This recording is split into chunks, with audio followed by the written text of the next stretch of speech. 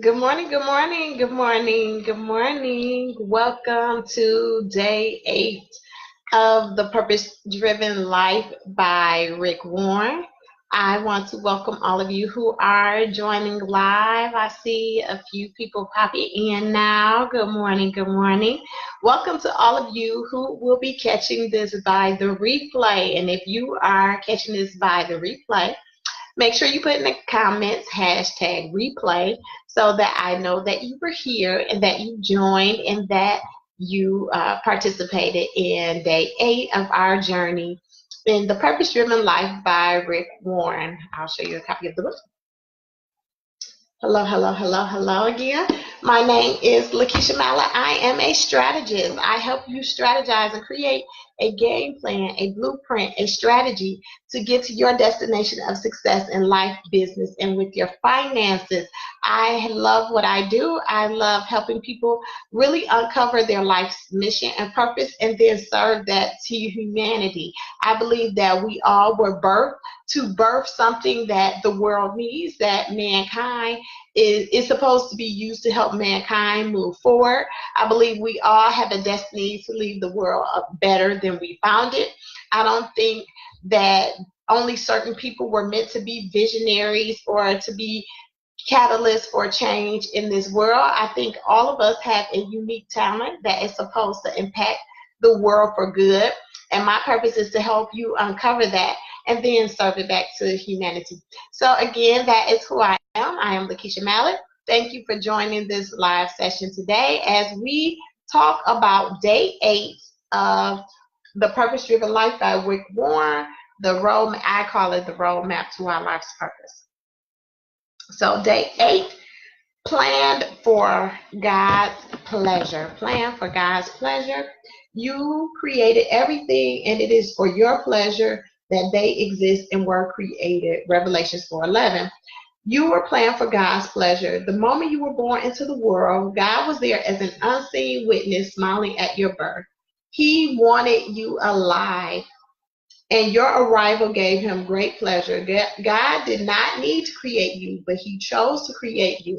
And so, again, I start off these live sessions sharing who I am and why I believe this is important for all of humanity. Napoleon Hill has a book called Outwitting the Devil, and it is probably one of my top, good morning, it is probably one of my top 5 in my top 5 favorite books, Outwitting the Devil by Napoleon Hill, because it talks about the number one thing that keeps us from living our life's purpose, the number one thing that keeps all of humanity from fully embracing the calling, the purpose, the passion that is deep inside each and every one of us. And I won't give the secret away, but there is something that keeps us from fully living out our dreams. But each and every one of us has a goal, has a purpose, has a talent that is buried deep in us that needs to be uncovered, needs to be brought to the surface so that we can shine bright like the diamond. So we think about the diamond, and I use this analogy a lot. When you think about the diamond, the coal goes through a very high heat, very rough process in order to become something beautiful that we see, that we enjoy, that brings pleasure to our eyes. Now, the same thing with us. Now, what you go through to develop the character and integrity that you need to have in order to fulfill your life's passion is not going to be the same trying or challenging process maybe that I go through, but we're all going to go through our fair share instances, circumstances, situations in life that are not meant to break us, but are meant to really uncover that hidden jewel, that hidden diamond that we are meant to be, that we are meant to shine bright in this earth. We are meant to uncover what's beneath the surface so that we can bring the beauty and the essence of that to mankind.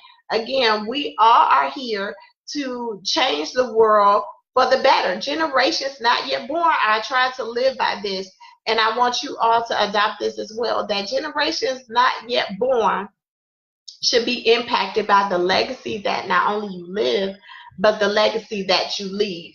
So I believe that not just generations in your immediate bloodline or family lineage, I believe the world at large, generations not yet born. And I have some other giftings that are in me that will also surface later on that are going to impact all of humanity for the better. And I won't share those now because I'm still uncovering the full depth of what it is. But each and every one of us, each season of your life is a journey, and life is really like the seasons. There is a winter time, and winter is the time that you really dig out your plan, dig out your your journal. I have a million of them around here, but I'll just pick up one.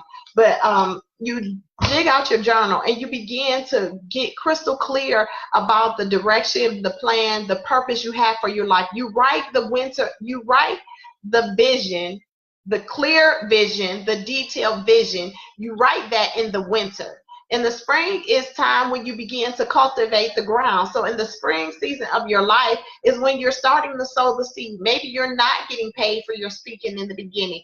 Maybe you are helping people with their program, or you're developing that gift a little bit further. In the summer is when you start to see that thing in full blossom. That is when the world knows you. That is when you're recognized in different circles. You're recognized in different places. That's when your gift is in full bloom. Then in the fall time, you're beginning to prepare for the winter again. Same in your health, same in your relationships, same with your money. You know, we want to go from just surviving to thriving, but winter seasons are going to happen in your financial situation as well.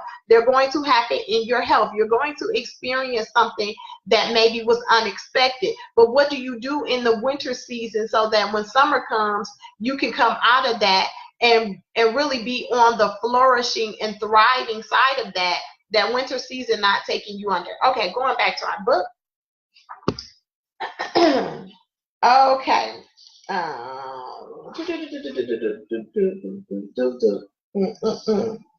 Okay, so he talks about his wife. When I first fell in love with my wife, I thought of her constantly while eating breakfast, driving to school, attending class, waiting in line at the market, pumping gas, excuse me. I could not stop thinking about this woman. I often talked to myself about her and thought about all the things I loved about her.